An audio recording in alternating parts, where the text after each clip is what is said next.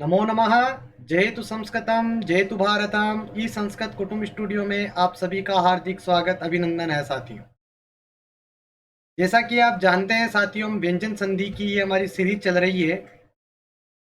इस सीरीज में हमने व्यंजन संधि की विभिन्न संधियों को जान लिया है। आज की संधि में हम जानेंगे छत्व संधि के बारे में, तुगागम संधि के बारे में, कुकुट आगम संधि के बारे में और तुगागम संधि के बारे में। यहाँ से साथियों बहुत सारे प्रश्न परीक्षाओं में किए जाते हैं। परीक्षाओं में प्रश्न किस प्रकार से होते हैं? परीक्षाओं में संधि से प्रश्न जो किए जाते हैं, 4 प्रकार के प्रश्न मैंने आपको शुरू से बताता आ रहा हूँ। पहला प्रश्न, संधि विच्छेद दिया होगा, उसको समस्त पद बनाना होगा। दूसरा प्रश्न, समस्त पद दिया होगा, उसका संधि विच्छेद करना होगा। तीसरा, एक समस्त पद दिया होगा और उसका संधि का नाम आपको बताना होगा कि इस पद में कौन सी संधि हुई है। और चौथा प्रश्न बनता है कि इस संधि का सूत्र क्या है। इस प्रकार से 4 प्रश्न 5 प्रश्न आपके प्रायः परीक्षाओं में देखने को मिलते हैं। तो आइए सबसे पहले हम बात करेंगे साथियों आज छत्व संधि के बारे में। छत्व संधि यानी छकार से होने वाली, यहाँ पर छ का आगम होता है। कहाँ छत्व संधि होती है, किस प्रकार से होती है, बिल्कुल हम इसको क्रम से जानेंगे। तो आइए शुरुआत करते हैं वीडियो की। साथियों, यदि आपको वीडियो पसंद आता है तो वीडियो को लाइक जरूर करें, चैनल को सब्सक्राइब जरूर करें और ज़्यादा से ज़्यादा इस वीडियो को शेयर करें ताकि ज़्यादा से ज़्यादा लोगों तक यह वीडियो पहुंच सके। प्रतिदिन आपको वीडियो मिलता रहेगा साथियों। चलिए अब बात करते हैं हम साथियों छत्व संधि की। तो छत्व संधि से क्या अभिप्राय है, छत्व संधि का सूत्र क्या है, यह आपके सामने है। छत्व संधि का जो सूत्र है वह है सस छो अटी। इसकी यदि हम व्याख्या देखें साथियों तो इसकी व्याख्या है पदांता जय परस्य सस्य वो स्यात् छठी। मतलब पदांतात यानी पद के अंत में स्थित जय। जय से क्या अभिप्राय है? जय यानी वर्गों के पहले दूसरे तीसरे चौथे वर्ग के बाद में, परस्य यानी परस्य मतलब बाद में, सस्य स का स को, छ हो जाता है, वा का अभिप्राय है विकल्प से, अटी अटी से यानी अट स्वर के परे रहने पर। देखिए अब यदि हम इस सूत्रार्थ को देखें और सूत्र को देखें तो सूत्र में क्या है? सूत्र में लिखा है सस छो अटी। देखिए अब इसका जो है अर्थ निकलता है, सूत्रार्थ का अर्थ अब यदि हम हिंदी में निकालते हैं साथियों तो हिंदी में निकालने पर इसका अर्थ बिल्कुल सीधा सा निकलता है और आप उदाहरण के द्वारा भी समझ सकते हैं। छत्व का मतलब हो गया छ का आगमन। किसका आगमन साथियों? छ का आगमन छत्व की बात करता है। वह किस प्रकार से करता है कह रहा है। इसकी परिभाषा को यदि आप लिखना चाहें या परिभाषा को जानना चाहें तो आप इसकी परिभाषा इस प्रकार से समझ सकते हैं कि पदांत कहता है कि पदांत, पदांत से अभिप्राय पद के अंत में। आपको संस्कृत कठिन ना लगे इसलिए मैंने ये व्यवस्था रखी है, पद के अंत में पदांत।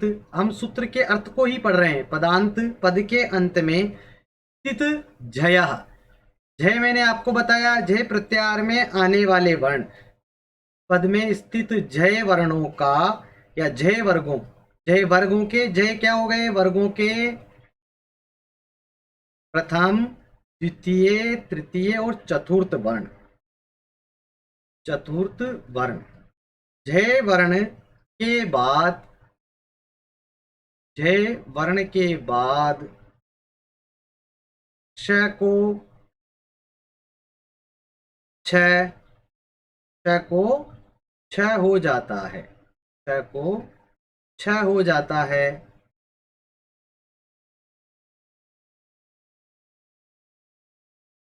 और फिर क्या कह रहा है? श को छ हो जाता है, वा स्याद अटी। यानी वा का मतलब है कि ये विकल्प से होता है। किससे होता है? विकल्प से, यानी अनिवार्य विकल्प से होता है, अनिवार्य नहीं है। विकल्प से कब होता है? स के आगे, स के छोवा स्याद अटी। मतलब कब होगा? विकल्प से होगा स के बाद में या स के आगे। क्या हो? स के आगे अट हो, अट, अट में कौन कौन से वर्ण आते हैं? स्वर और हया, ह, य, व, र, हाँ, अट स्वर के बाद में, अट स्वर के, अट स्वर, अट वर्णों के रहने पर, ऐसा लिख लीजिए, अट वर्णों के रहने पर। यहां तक स्पष्ट है आपको? बिल्कुल। हाँ, अट वर्णों के रहने पर। देखिए यहां पर किस प्रकार से आप इसको समझ सकते हैं, ये कहता है कि इसकी उदाहरणों को हम अभी आगे स्पष्ट करने वाले हैं। इस नियम को आप समझिए।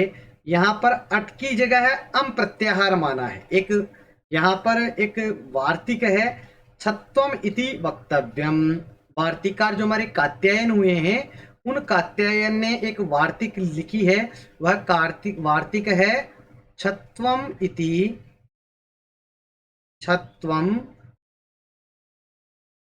इति वक्तव्यम। मतलब इसका अभिप्राय है कि अट की जगह है,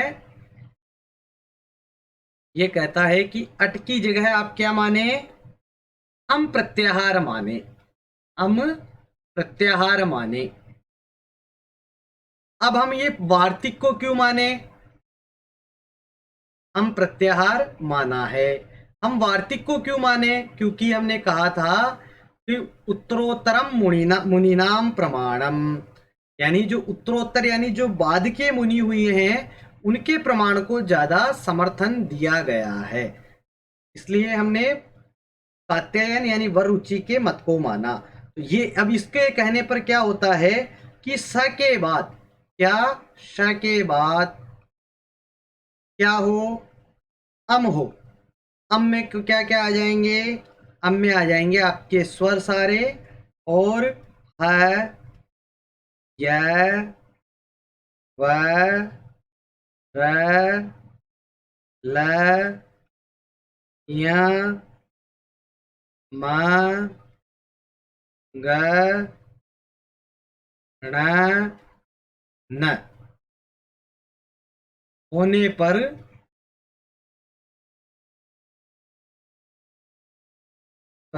छत्व कार्य हो सकता है। होने पर छत्व कार्य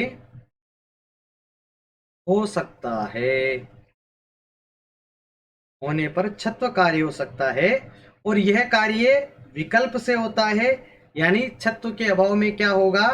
चुत्व और चतर्व अपने आप प्राप्त हो जाएगा। देखिए आप इसको उदाहरणों के द्वारा हम स्पष्ट करते हैं, किस प्रकार से आप इसे समझ सकते हैं। आगे आपके लिए उदाहरण है। देखिए उदाहरण है सत्वशील। देखिए आप इसको, वर्गीय व्यंजन है, वर्गीय व्यंजन के बाद सतशील है, हमारा पहला ही उदाहरण है, सतशील है। तो क्या हो जाएगा? अब हमारे को क्या करना है? हमारे नियम के अनुसार पद के अंत में स्थित पहले दूसरे वर्ण के बाद क्या है? श है। तो स को क्या कर देंगे?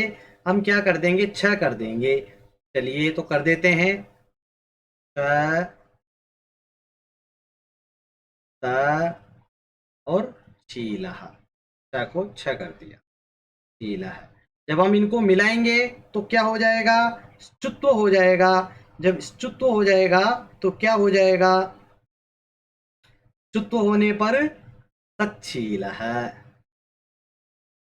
तच्छील है। इस प्रकार से आपका रूप बनेगा। ठीक है। उसी प्रकार से दूसरा देखेंगे, तत्सुत्वा। तो उसी प्रकार तत्सुत्वा में क्या हो गया? त का तद, श्रुत्वा का श्रुत्वा, स्र का छ हो जाएगा, और श्रुत्वा। अब इसे जब हम मिलाएंगे तो ये द च में बदल जाएगा। तो फिर क्या रूप हो जाएगा? तच्छ्रुत्वा। रूप बन जाएगा आपका तच्छ्रुत्वा। स्पष्ट है? फिर है आपका तद श्लोक है, तद श्लोक है। तो रूप बन जाएगा तत् श्लोक है, तद श्लोक है। मिला देंगे तो रूप बन जाएगा आपका तत्श्लोक। मिलाने पर क्या रूप बनेगा? तच्छलोक। तच्छलोक। ठीक है। उसी प्रकार तद शिव रूप बन जाएगा आपका तद शिव। जब इसे हम मिलाएंगे तो रूप बनेगा तत्शिव। तत्शिव। देखिए क्या हो गया, श को छ हो गया, श को छ हो गया है। बस सभी जगह यही करना है। इसी प्रकार तत्शिला, तद शिला, ये छत्वम, और मिलाने पर तत्शिला। तत्शिला।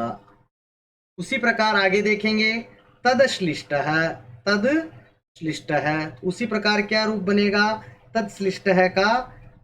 तद श्लिष्ट है रूप बना देंगे। तद छ को कर देंगे हम छ, और श्लिष्ट है, और रूप बन जाएगा आपका तत्श्लिष्ट है। तत्श्लिष्ट है। उसी प्रकार वाक शस्त्रम, वाक शस्त्रम, तो वाक शस्त्रम का जो आपका रूप बनेगा साथियों, वह क्या बनेगा? वाक शस्त्रम। उसी प्रकार वाक शस्त्रम का आपका क्या रूप हो जाएगा? बिल्कुल, वाक शस्त्रम की श को छ, शस्त्रम। अब जब हम इसे मिला देंगे तो आपका रूप बन जाएगा वाक शस्त्रम। का रूप हो गया वाक शस्त्रम। ठीक है, यह भी शुद्ध है। और वाक शस्त्रम, यह भी शुद्ध है। इसी प्रकार यहाँ पर आप देखेंगे तो तत्शिष्ट भी शुद्ध है, और तच्च शिष्ट है, यह भी शुद्ध है। ठीक है, श्लिष्ट है। ठीक है, इसी प्रकार आगे भी आपको समझना चाहिए। यहाँ तक आपको कोई दिक्कत नहीं है? आगे देखते हैं, और उदाहरण आपके लिए हैं। देखिए, तच्च शमशानम, तच्च शमशानम, तो इसका जब रूप बनाएंगे तो क्या रूप बनेगा? कर देते हैं, तच्च का तच्च रह जाएगा, श को छ कर देंगे, शमशानम, शानम। यह भी रूप सही है। छत्व होने पर ऐसा रूप बनेगा।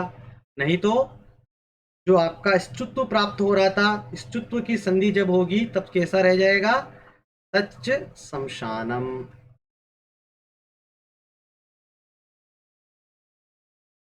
चलिए, फिर आगे आपका तद शुभम, तत् शुभम, तो इसका भी इसी प्रकार से होगा। तत्शुभम क्या हो जाएगा? तच्च शुभम। सब जगह ऐसा ही कर देंगे, तच्च तच्छुभम। उसी प्रकार तच्छीलम, तच्छीलम,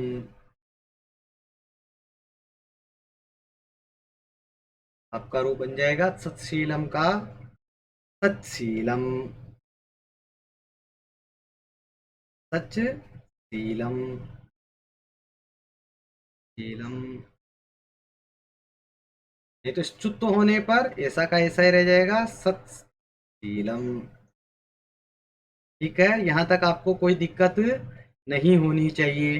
ऐसे ही तत्शुभम, इसका रूप बनाएंगे, स्तुत्व रहेगा, तब स्तुत्व होने पर तत्शुभम। स्तुत्व संधि आपने नहीं देखी है तो आप देख सकते हैं। स्तुत्व संधि का वीडियो हमने बनाया है, उसे आप देख लीजिएगा कि स्तुत्व संधि किस प्रकार से होती है।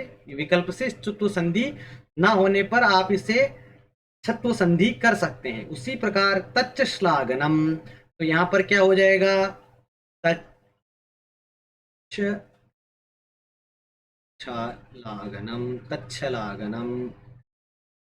उसी प्रकार यहाँ पर आप जब वो नहीं करते हैं तो क्या कर देंगे? तच्छ लागनम,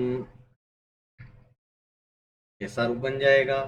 उसी प्रकार विद्वत श्रद्धा, जब इसको आप छे च से करेंगे, छत्व करेंगे, तो रूप बन जाएगा आपका विद्वत श्रद्धा, विद्वत श्रद्धा। उसी प्रकार से यहाँ पर रूप बनेगा विद्वत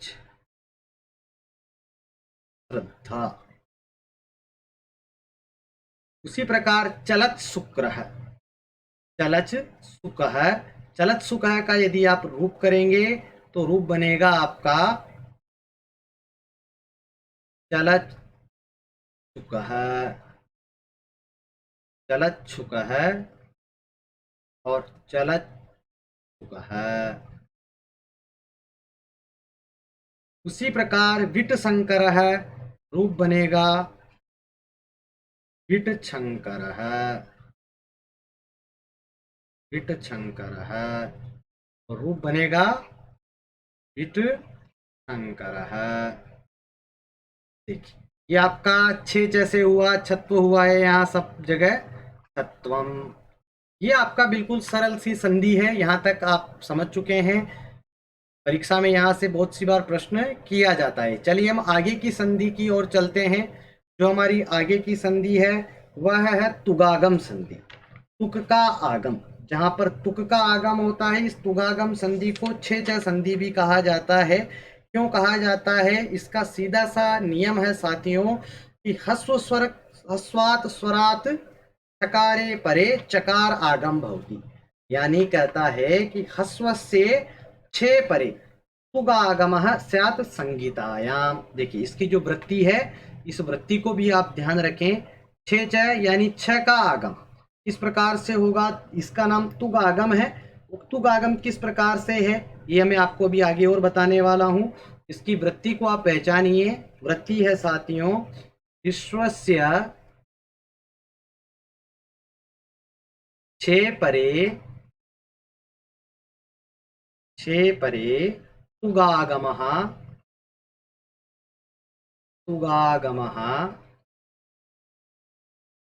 स्यात् संगीतायाम, स्यात् संगीतायाम,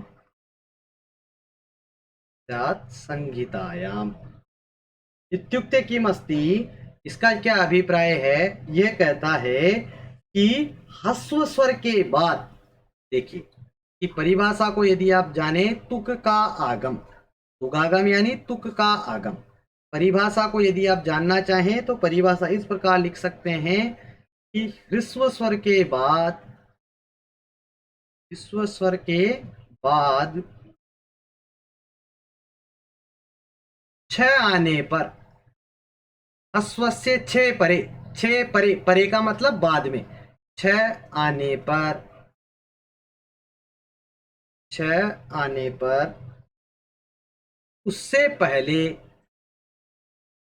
उससे पहले आप भी जरूर लिखें, उससे पहले तुक, से पहले तुक, तुक यानी तका, उससे पहले तुक तका आगम हो जाता है, उससे पहले तुक तका आगम हो जाता है, तुक का आगम हो जाता है। तको यथा प्राप्त स्तुत्व कार्य भी हो जाएगा। ठीक है, यदि तको क्या हो जाएगा, स्तुत्व कार्य भी साथ में हो जाता है। अब देखिए इसके उदाहरण को आप, इस तुगागम को इस प्रकार से आप समझ सकते हैं। यहाँ पर दो प्रकार से तुगागम होता है, एक नित्य और एक विकल्प के रूप में, है ना। अब नित्य कहाँ पर होता है और विकल्प से कहाँ पर होता है ये भी मैं आपको बताता हूँ। देखिए इसको आप इस प्रकार से समझ सकते हैं कि ह्रस्व स्वर के बाद में छ आ जाए तो तुगागम हो जाता है। तुक की जगह पर हम यहाँ पर क्या करते हैं, यहाँ पर च का आगम होता है, छे च लिखा हुआ है ना, तो च का आगम होता है। किस प्रकार से होता है? ये दो प्रकार से होता है। एक तो यह संधि होती है नित्य यानी अनिवार्य रूप से, वह कहाँ कहाँ पर होगी, जैसे होगा ह्रस्व स्वर होगा आपका और ह्रस्व स्वर के बाद में क्या होगा, छ होगा, तो क्या हो जाएगा, च आ जाएगा। क्या आ जाएगा? च आ जाएगा। तो उससे पहले त का आगम हो जाता है, यानी त होता है। लेकिन त होने पर क्या होता है, यहाँ पर त को यथा प्राप्त आपको क्या करना है, यहाँ पर स्तुत्व संधि भी आपको कर देनी है। कौन सी संधि कर देनी है साथियों, स्तुत्व हो जाता है इनके आने से पहले, ठीक है। यानी तुक का त शेष रहता है और ता को च हो जाता है। आप इस प्रकार से समझिए, तू का त का आगम हो जाता है और त को क्या हो जाता है, च हो जाता है। ऐसा भी लिख लीजिए आप, त को च हो जाता है, त को च हो जाता है। बस अब देखिए कितना सीधा सा है। देखिए आपके सामने इसका उदाहरण में लिख देता हूं।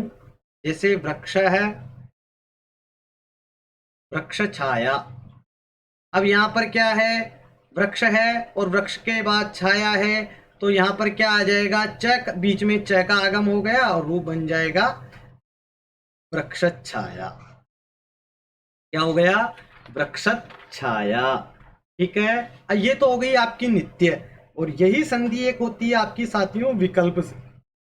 विकल्प से कब होती है, जब दीर्घ पदांत हो। क्या हो, दीर्घ पदांत हो, दीर्घ पदांतम हो, उसके बाद क्या हो, छ हो, और उसके बाद क्या हो, च हो।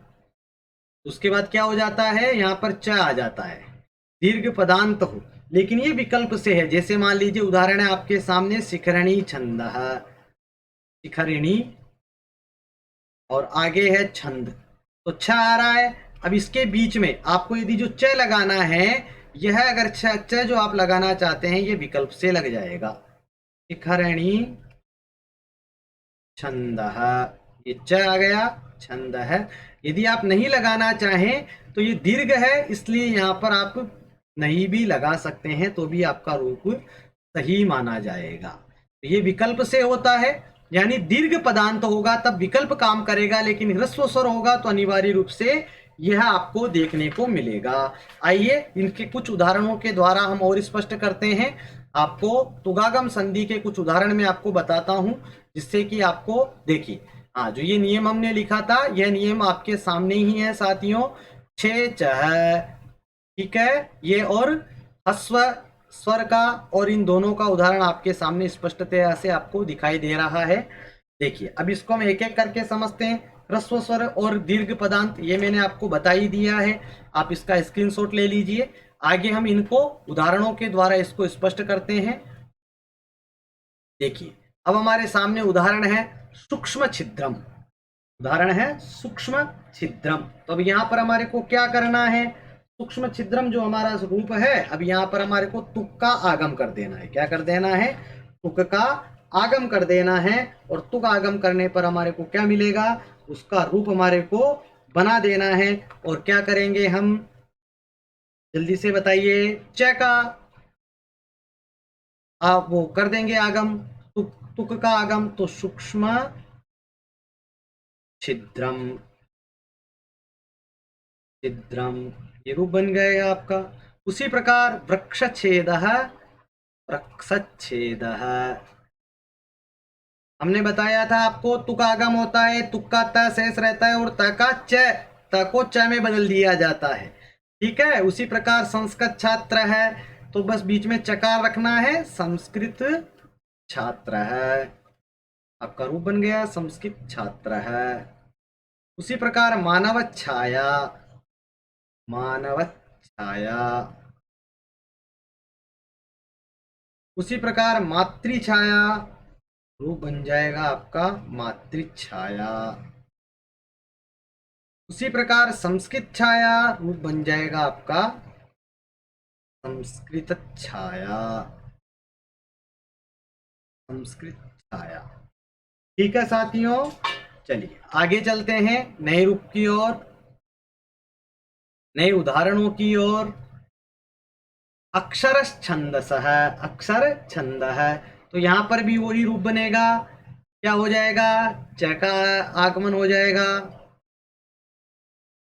अक्षर छंदस है, अक्षर छंदस है। उसी प्रकार एतरेय छांदोग्यय है, तो इसका भी क्या हो जाएगा, बीच में चकार आ जाएगा, एतरेय छांदोग्य। बस सब जगह चकार करना है, नियम को याद रखना है और सब जगह क्या करते हुए जाना है, यानी ह्रस्व स्वर के बाद यदि छ आ रहा है तो बीच में आपको चकार कर देना है। बस तका तुक आगमता है, तका च हो जाता है। तो सूक्ष्म छिद्रम, उसी प्रकार संस्कृत छात्र है, उसी प्रकार मात्रा छंद है। देखिए यहां पर दीर्घ है ना, दीर्घ पदांत है, तो यहां पर हम ऐसा भी लिख सकते हैं, मात्रा छंद है, यह भी शुद्ध माना जाएगा। ठीक है, यह हुआ आपकी, हमने तुगागम संधि को जाना। आइए अब आगे की संधि की ओर हम चलते हैं। जो आपकी आगे की संधि है साथियों, वह है नुमागम संधि। देखिए नुमागम संधि कहाँ पर होती है, किस प्रकार से होती है। देखिए ये आपके सामने स्पष्ट लिखा हुआ है, नुमागम संधि, न मु ट, इनको लेकर जो संधि होती है उसे हम नुमागम संधि कहते हैं। नुगागम संधि बहुत सीधी है। यहाँ पर 3 वर्णों का आपको यहाँ पर अंतर देखने को मिलेगा। वह किन किन वर्णों का अंतर देखने को मिलेगा ये आपके सामने लिखा हुआ है। बिल्कुल सरल तरीके से आप इसका स्क्रीनशॉट ले लीजिए पहले, फिर हम इसकी आपको व्याख्या विस्तार से बताने वाले हैं। ठीक है, तो ये कहता है, इसका सूत्र है नमो हस्वाद अचि नुमुन नित्यम, यानी, और इसकी जो वृत्ति है उसको किस प्रकार से पढ़ेंगे, हस्वात परो यो नम तदंतम यत पदम तस्मात् परस्या अचो नित्यम नुमागम स्यात्। ये इसका अभिप्राय क्या है, ये कहता है कि ह्रस्व स्वर के बाद जो नम ng ण न तदंत पद से परे अच को क्या हो जाता है, न अण और न नुट आगम होता है।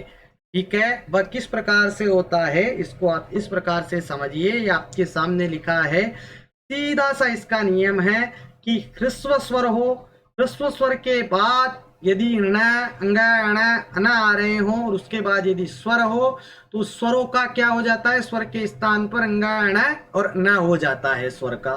बिल्कुल सीधा सा आपका यहाँ पर नियम है। इस नियम को आप इस प्रकार परिभाषा को लिख लीजिए, ये आपको याद रखना होगा। सीधा सा है, यहाँ पर 2-3 वर्णों का खेल है। तो परिभाषा को आप इस प्रकार लिख सकते हैं, ह्रस्व स्वर के बाद, ह्रस्व स्वर के बाद स्थित, स्वर के बाद स्थित ङ ण और न को, स्थित न को नमुट आगम होता है। नमुट का आगम क्रमशः ग न और न क्या हो जाता है, नुट आगम हो जाता है। कब होता है, यदि उसके आगे भी स्वर हो, यदि उसके आगे भी स्वर हो,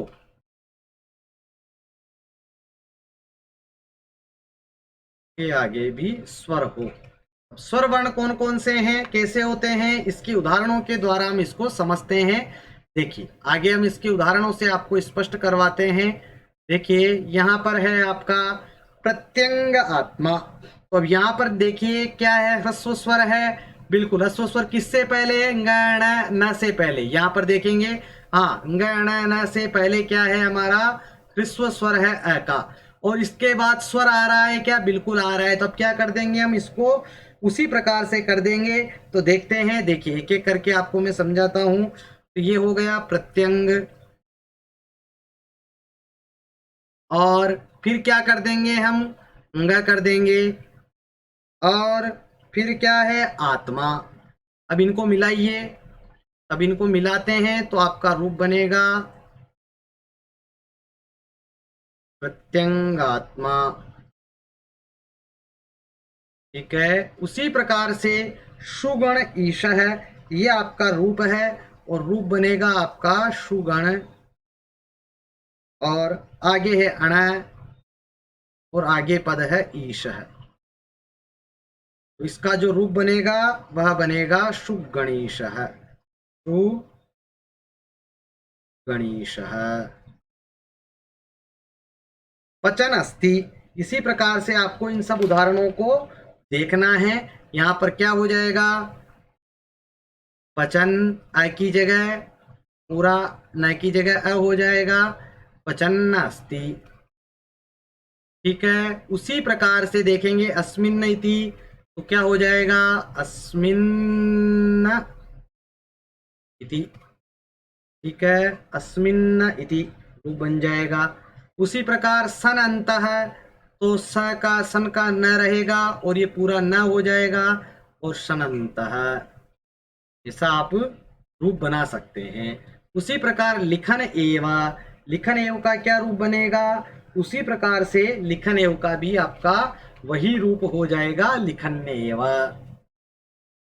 देखिए मिलाएंगे तो लिखन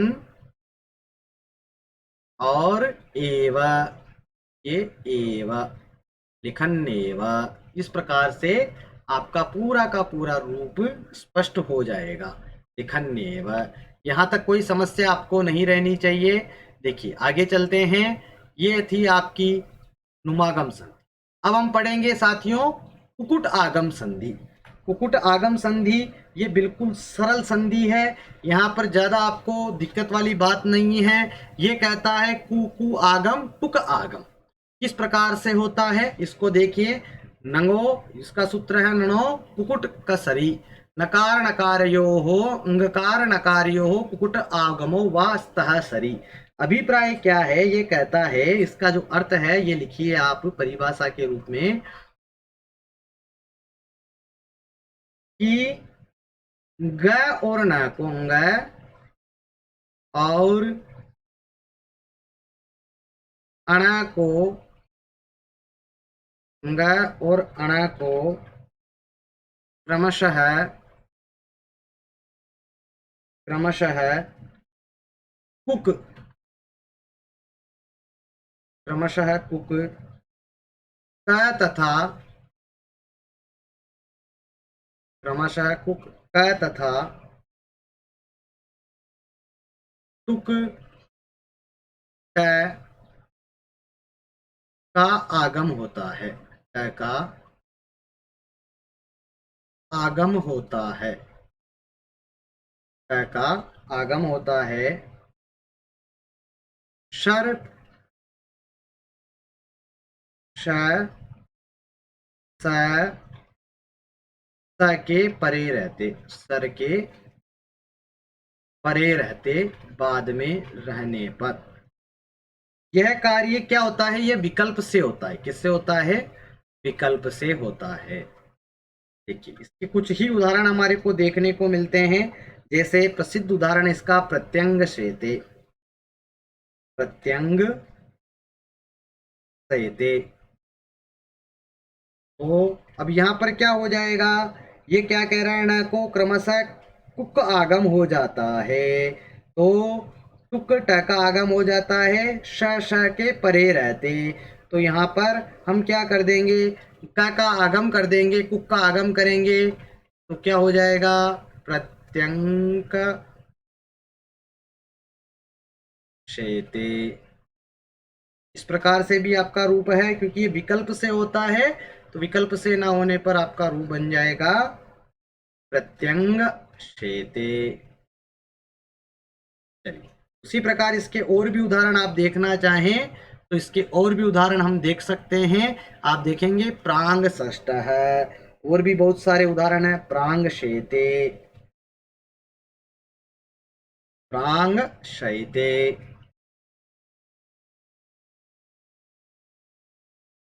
प्रांग शैते, और रूप बन जाएगा आपका प्रांकशेते। ठीक है, स्पष्ट है। उसी प्रकार से और भी उदाहरण आप इसका देखें तो इसी प्रकार से प्रांग षष्ठ है, इसका जो उदाहरण देखेंगे प्रांग षष्ठ है वह भी इसी प्रकार होगा। तो ये थी आपकी कुक्कुटागम संधि। आशा करता हूँ साथियों वीडियो आपको पसंद आया होगा। वीडियो यदि आपको पसंद आया है तो वीडियो को लाइक जरूर करें, चैनल को सब्सक्राइब जरूर करें और ज़्यादा से ज़्यादा साथियों तक वीडियो को आप पहुँचाएं। फिर मिलेंगे साथियों आगे की कक्षा में। वंदे मातरम, जय तु संस्कृतम, जय तु भारत।